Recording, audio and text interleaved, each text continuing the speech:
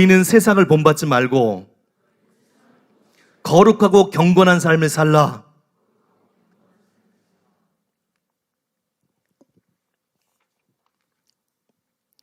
그리고 그러기 위해서 오늘 성경 보니까 성적으로 순결한 삶을 살라고 권고합니다. 4절입니다. 모든 사람은 결혼을 귀히 여기고 침소를 더럽히지 않게 하라. 음행하는 자들과 관음하는 자들은 하나님이 심판하시리라. 여러분 이걸 들으셔야 돼요. 여러분 여기에 보면 음행하는 자, 관음하는 자가 특별히 나옵니다. 너희가 하나님 뜻대로 살고 싶냐? 의를 행하고 믿음 안에 살고 싶냐?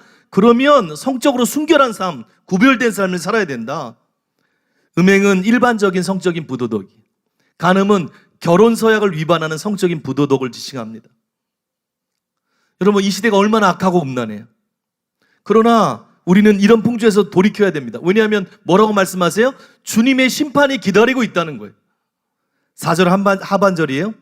음행하는 자들과 간음하는 자들을 하나님이 심판하시리라. 여러분 하나님 사랑이십니다. 동시에 공의로우신 하나님이십니다. 심판하신다면 심판하세요. 성경에 너무너무 많이 나옵니다. 제가 빨리빨리 짧게 할게요. 고린도전서 6장 9에서 10절 보니까 불의한 자가 하나님을 유업으로 쭉 하면서 음행하는 자나 간음하는 자나, 한번 띄워줄래요? 고린도전서 6장 9에서 10절. 중간에 보시면 음행하는 자나 간음하는 자나, 그리고 10절 밑에 절 보니까 하나님의 나라를 유업으로 받지 못하리라. 그대로 살면 지옥 간다는 거예요. 갈라디아서 5장 19에서 21절이에요. 육체의 일은 분명하니 곧 음행과 더러운 것과 호색과, 그리고 21절에 뭐라고 그래요? 이런 일을 하는 자들은 하나님의 나라를 유업으로 받지 못할 것이요. 계시록 21장 8절에 믿지 않는 자들하고 중간에 음행하는 자들과 쭉 하면서 불과 유황으로 타는 못에 던져지리니 이것이 둘째 사망이라. 회개하지 않으면 영원한 불에 던져진다는 거예요. 계시록 22장 15절입니다. 개들과 점술가들과 음행하는 자들과 쭉 나오면서 다 성 밖에 있으리라.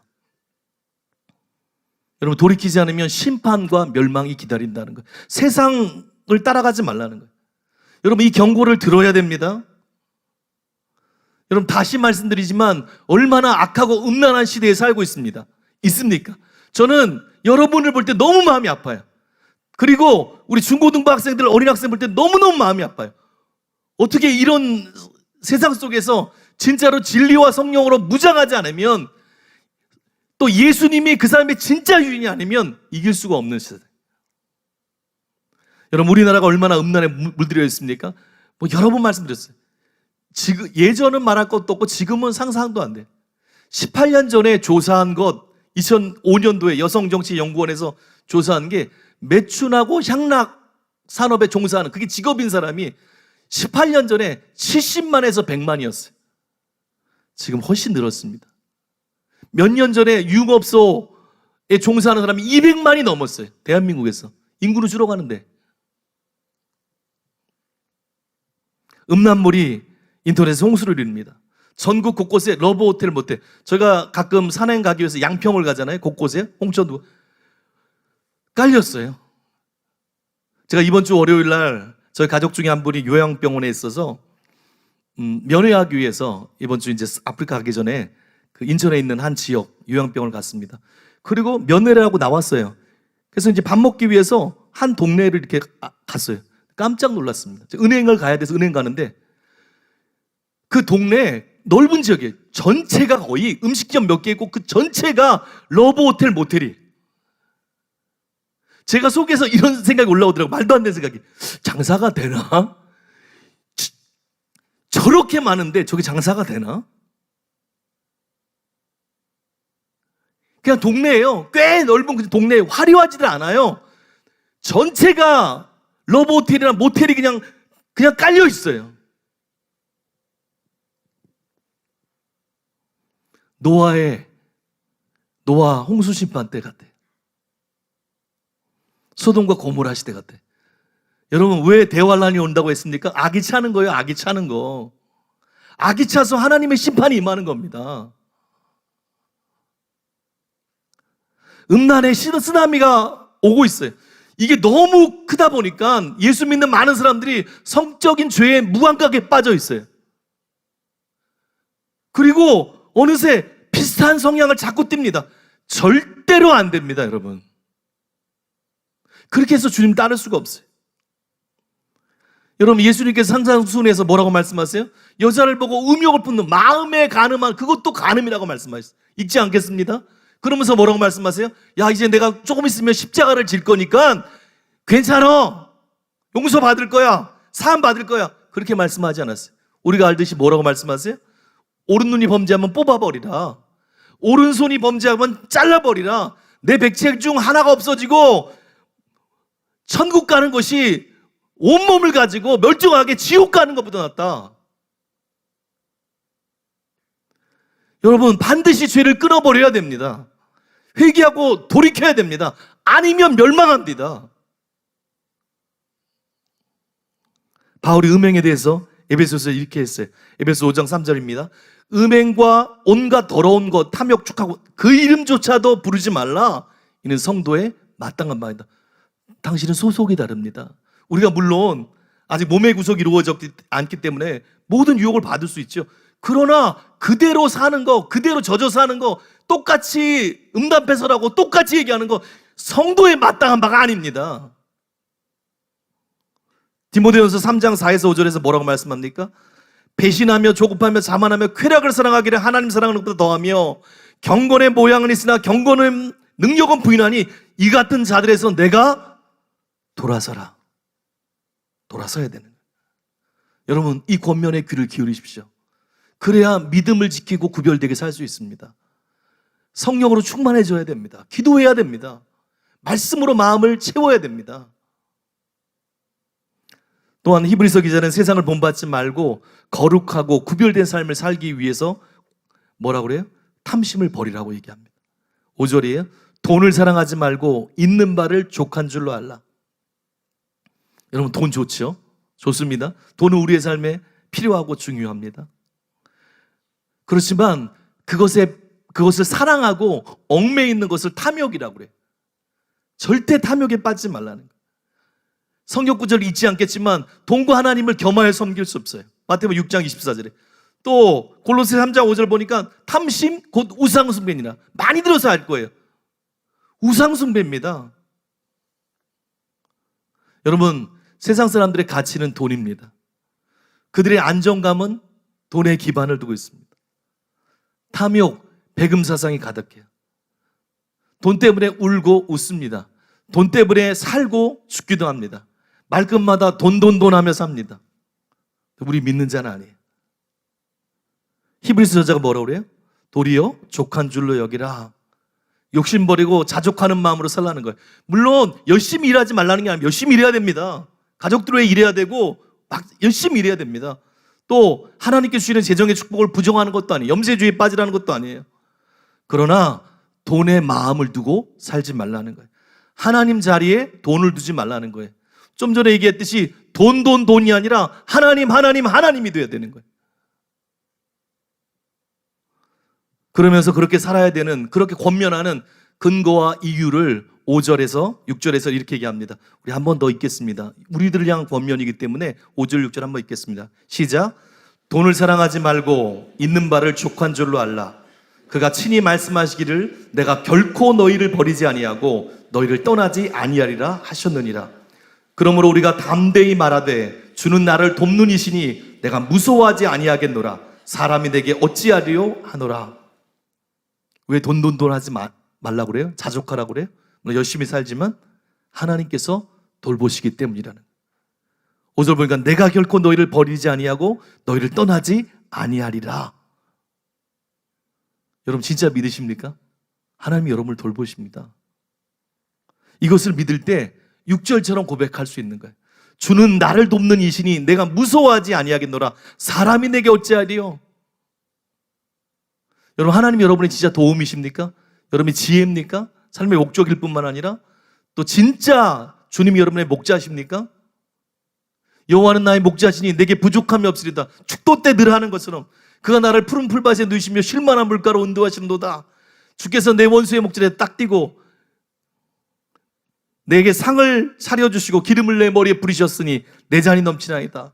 내 평생의 선하심과 인자하심이 정녕 반드시 나를 따르리니 내가 여호와의 집에 영원히 살리로다. 여러분 진짜 믿으십니까? 하나님 신뢰하십니까? 하나님 신뢰하고 순종하고 열심히 주를 위해 살지만 그렇게 주의 뜻대로 살 때 재정 분야에서도 하나님께서 믿고 청지기로 살 수 있는 거예요.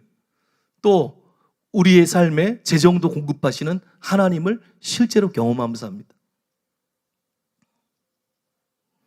저는 우리 사랑하는 청년분들께 부족하지만 하나님의 은혜로 자신 있게 말할 수가 있습니다. 하나님의 늘 공급을 경험하면서 합니다. 이번 달도 공급.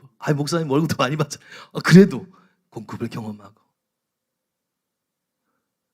지난 달에도 경험하고 하나님의 은혜를 또 경험하고 제 수준에서 하나님께서 어느 정도 믿으시는 것 같습니다. 재정에 대해서.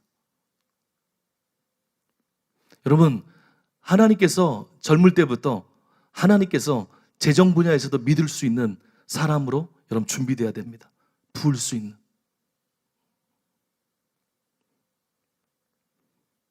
그리고 아직 가야 될 길이 멀지만 주님의 은혜로 여기까지 오기까지 많은 훈련을 받았습니다. 많은 그런 하나님의 훈련시켰던 과정이 있습니다. 예전에 오래전에 한번 나눴는데 제가 캐나다에서 한국에 오기 전에 하나님께서 2005년도 신년부터 새로운 은혜를 삶과 사역에 붓기 시작했어요. 그때 제가 그 캐나다 밴쿠버에서 청소년 사역을 하고 있었습니다. 그 성령님의 인도로 이제 4년 몇 개월 했던 어떤 교회를 사임하게 하시고 또 새로운 교회로 인도해 주셨어요. 분명한 음성을 듣고 갔어요. 거기서 이렇게 쉽게 말하면 스카우트가 초대했어요. 근데 거기에 갔는데 하나님 인도받고 왔는데 사례비가 많이 이렇게 줄었어요. 더 큰 교회인데. 그렇게 상관없어요. 왜냐하면 하나님이 가라고 했으니까. 그래서 생활해야 되기 때문에 일주일에 두세 번씩 또 평소 때는 낮에는 또 사역해야 되고 그러니까 새벽에 떡집에서 일했습니다. 제가 떡을 잘 만듭니다. 가래떡 만드는 거 어떻게 비법을 알고 있습니다. 어떻게 하면 진짜 맛있는지 그 비법을 실제로 알고 있습니다. 거기서 큰 유명한 집에서 제가 일했어요. 새벽에. 모자란 딱 500불, 지금으로 따지면 50만 원 정도인데 그 정도가 딱 모자랐어요. 근데 그 정도를 받아서 생활할 수 있었습니다. 그리고 나머지 새벽 이제 이틀에서 3일 가니까 어떨 때 이틀 3일 나머지 이제 토요일까지 그 교회 새벽 예배가 있었으니까 그 나머지는 이제 새벽에 새벽 예배 갔어요. 그 아이들을 놓고 기도합니다. 아이들 놓고 기도하는데 주님이 막 마음을 부어주세요. 눈물이 막 흘러요. 그리고 어느 날 새벽에 기도하는데 주님이 성원아 이제는 여기 이 도시에 있는 수많은 그 청년들, 청소년들 위해서 네가 더 집중적으로 기도하고 나는 원한다. 매일 와서 기도하기를 원한다. 새벽에. 그럼 매일 와서 기도하면 어떻게 해요? 떡집을 그만두라고 하는 거지. 내가 떡집을 그만두라고요? 그만두기를 원한다. 그런 마음을 주셨어요. 그 다음날 그 일하는 떡집에 일하러 갔습니다. 가자마자 그 사장님께 이렇게 말씀드렸어요. 사장님 지금까지 일하게 해주셔서 감사합니다. 새로운 사람 구할 때까지 제가 일하고 이제 그만둬야 되겠습니다. 그러니까 나름 아쉬워하시더라고요. 나름 열심히 했거든요. 좀 아쉬워하시더라고요. 근데 이제 대책이 없는 거예요. 이 월세니까 여기처럼 월세 몇 번 이렇게 봐주는 게 아니니까 매달 월세는 이제 방문돼야 되는데 500불 대책이 없는 거예요. 그리고 이제 일이 끝나서 집으로 돌아오고 있습니다. 이제 돌아가서 아내한테 이제 알려줘야죠. 이제 내가 이렇게 그만뒀다. 그렇게 이제 뭐 반대는 지금까지 한 번도 한 적은 없지만 그래도 이렇게 알려줘야 되는 그런 시기였어요. 집으로 이렇게 나오는데 문자가 하나 교회에 와서 와 있더라고요. 교회 목사님께서. 그래서 제가 전화를 드렸어요. 그랬더니 그분이 그렇게 얘기하시는 거예요. 오늘 새벽 예배 직후에 갑자기 임시 교육자 회의가 있었습니다. 더 핵심이 되는 저희 젊었을 때니까 그 큰 교회였거든요. 핵심 그 교육자 회의가 있었는데 근데 갑자기 안건에 분명히 없었는데 회의를 하다 보니까 갑자기 근데 이제 제 월급을 올려줘야 되겠다는 갑자기 그런 안건이 올라갔대요. 갑자기 제 그래도 저렇게 괜찮은데 올려줘야 되는 거 아닙니까? 열심히. 그래서 회의에도 없었는데 갑자기 얼마 올려주면 되겠습니다. 500불 올려주자고. 제가 그 주인 사장님한테 그만둔다고 한 그 시간에 하나님께 거기서 회의를 하게 하신 거예요. 그래서 그 달부터 500불이 올랐어요. 하나님 다 보고 계세요. 하나님 계속 훈련하시는 거예요. 성경 우리에게 말씀합니다. 시편 34편 10절에 젊은 사자는 궁핍하여 줄일지라도 여호와를 찾는 자는 모든 좋은 것에 부족함이 없으리로다. 아멘입니다. 여러분, 하나님 신뢰하세요. 주님 따라가세요. 열심히 일하세요. 주님께 순종하세요. 탐심에서 벗어나 하나님의 나라와 의를 첫 자리에 주고 주님 뜻대로 사세요. 그러면 주님께서 우리의 재정과 삶을 책임져 주십니다. 우리의 삶에 공급하시는 은혜들이 있습니다. 이것이 우리가 살아가야 될 삶인 거예요. 규모 없이 살라는 게 아니에요. 그냥 즉흥적으로 살라는 게 아니에요.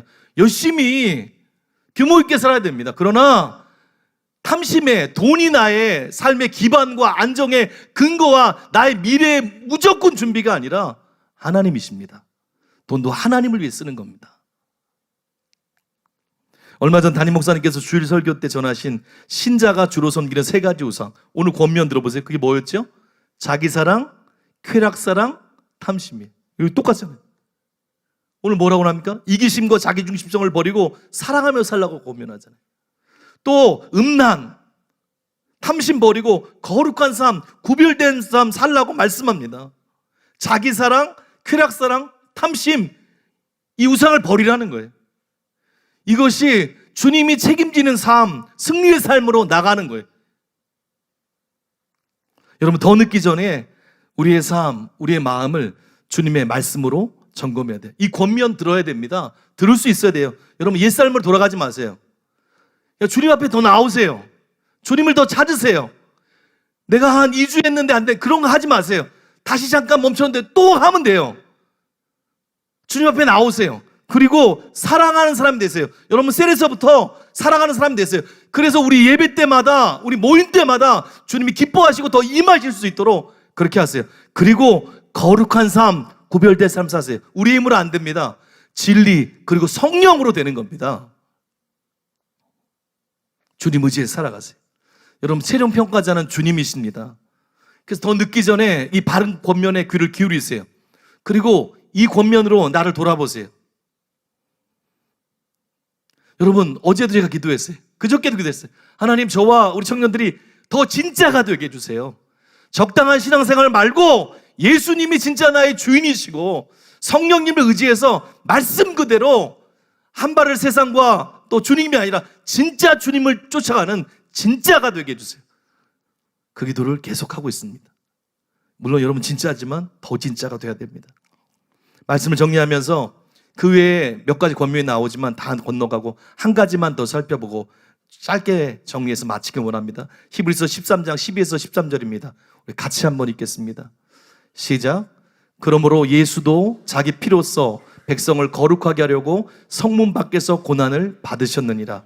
그런즉 우리도 그의 치욕을 짊어지고 영문 밖으로 그에게 나아가자. 권면의 끝부분이에요. 영문 밖으로, 성문 밖으로 나아가자는 거예요. 여러분, 유대인들에게 성문 밖은 부정한 곳이었습니다. 그래서 나병 환자, 유출병에 걸린 환자는 의식적으로 부정하다고 성문에서 쫓아냈어요. 성문 밖에 있을 때 레위기 16장 26, 28절을 보면 성문 밖에서 올 때 많은 경우 정결의식을 행하기도 했습니다. 반면에 성전은 주님이 계신 곳이, 속죄제사가 행해진 곳이 거룩한 곳으로 여겨졌어요. 그런데 우리가 알듯이 우리 예수님이 어디서 돌아가셨습니까? 속죄 제물에 대해서 성문 밖 골고다 해골의 곳, 공동묘지입니다. 공동묘지 골고다 해골의 곳 성문 밖에서 돌아가셨어요. 죄 가운데 부정한 사람들이었던 우리들을 거룩하게 하시기 위해서 예수님이 살인자와 동일시 되셨어요. 그리고 그곳에서 돌아가셨어요. 그곳은 치욕과 수치와 부끄러움이 있는 장소였지만 주님은 우리를 위해서 그렇게 희생하셨어요. 그리고 주님이 우리에게 말씀하세요. 히브리서 기자를 통해서 이렇게 권면합니다. 13절입니다. 그런즉 너희도 그의 치욕을 짊어지고 영문 밖으로 그에게 나아가자. 무슨 말이에요? 너희도 그렇게 살라는 거예요. 마치 예수님께서 영문 밖에서 우리들을 거룩하게 하시려고 수치당하시고 십자가를 짊어지셨듯이 예수님을 따르는 우리들도 세상을 변화시키기 위해서, 세상에 주님의 사랑과 그 영광을 보여주기 위해서 주님을 따라 우리 십자가를 지고 고난을 당하면서 나아가라는 거예요. 이것이 우리의 가는 길이에요. 쉬운 길, 그냥 단순히 쉽고 편한 길로 가라는 게 아닙니다. 주님이 가신 그 길을 가라는 거예요. 누가복음 9장 23절에 있는 것처럼 아무든지 나를 따라오려거든 자기를 부인하고 날마다 제 십자가를 지고 나를 따를 것이니라. 여러분, 이 길을 가는 겁니다. 이게 승리의 길입니다. 주님 가신 길을 가는 겁니다. 이 세 가지 생각해 보세요. 뭐가 쉽습니까? 세상에 그런 엄청난 물결이 오는데 조금만 있으면 옛삼, 요요 현상처럼, 우리 지난주에 들었던 관성처럼 돌아가기 쉬운 이런 세상에서, 이런 물결에서 반대로 가는 거 뭐가 쉽습니까? 근데 가라는 거예요. 성령을 의지해서 주님이 오라고 말씀하시는 거예요. 또한 이기적이고 이렇게 자기중심적인 세상에서 나를 내려놓고 가까이 있는 사람부터 사랑하고 더 멀리 원수와 핍박자까지 사랑하는 거, 그게 얼마나 어렵습니까? 근데 그렇게 하라는 거예요. 주님이 가신 길이라는 거예요. 그리고 음란하고 악하고 탐욕적인 세상에서 성령을 의지해서 구별되게 거룩하게 살라는 거예요.